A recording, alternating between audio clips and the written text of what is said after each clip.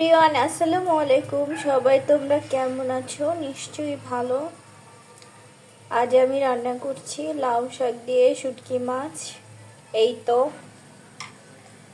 লাউ শাক, তারপর হচ্ছে বিভিন্ন রকম সবজি দিয়ে রান্না করা হবে। লাউ শাক, তারপর হচ্ছে বেগুন, সিম, নতুন আলু। এই তো লাউ শাক, অল্প কিছু দিব।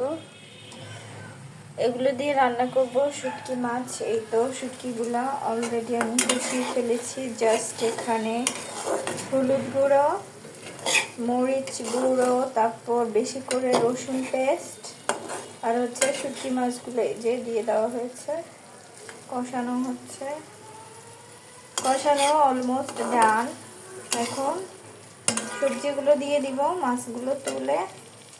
আর এখানে আরেক চুলায় রান্না করা হচ্ছে চাল কুমড়া ভাজি, সাথে পেঁয়াজ ভাজা। এই তো এটা হয়ে গেছে অলমোস্ট।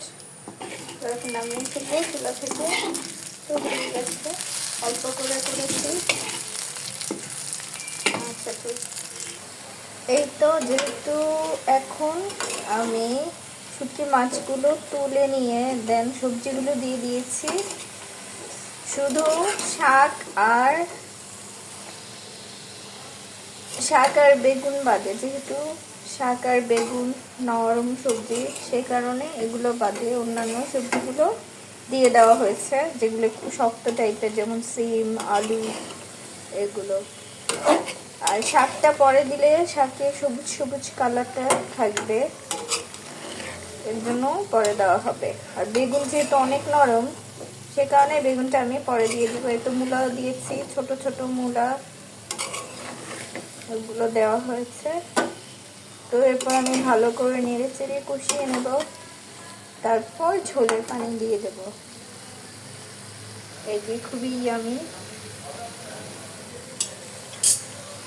এই তো অন্য একটি চুলাতে ভাত বসিয়ে দেওয়া হয়েছে, মাত্রই বসানো হয়েছে। আর এই ভাত তো হচ্ছে নাদিসার চা, এর হতে বেশি সময় লাগে না, এই তো হয়ে যাবে। তারপর আমরা দুপুরে খাবো। এই তো এখন আমি এতে শাক এবং লাস্ট সর্বশেষ শাক এবং এই যে লাউ শাক, শাক এবং বেগুনগুলো, এই যে বেগুনগুলো মিশিয়ে দিব। বেগুনগুলো দিয়ে দিয়েছি, শাকগুলো পরে দেবো, কারণ একটা সবুজ সবুজ সুন্দর কালার থাকবে, যার কারণে শাকগুলো পরে দেওয়া হয়েছে। এখন ভালো করে মিক্স করব। তো ইয়ামি, সবুজ সবুজ সুন্দর।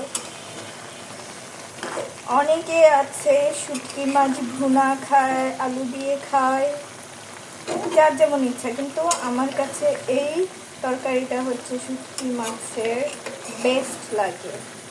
অনেকে আছে কাঁঠালের বীজ দিয়েও শুটকি মাছ দিয়ে রান্না করি, সেটাও ভালোই লাগে, তবে এইটা আমার কাছে বেস্ট লাগে এভাবে রান্না করলে।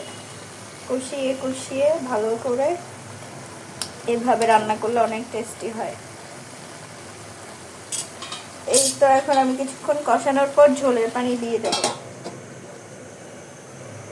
এটা এখন তরকারিটা কষানো হয়ে গেছে, এখন আমি ঝোলের পানি দিয়ে দেব।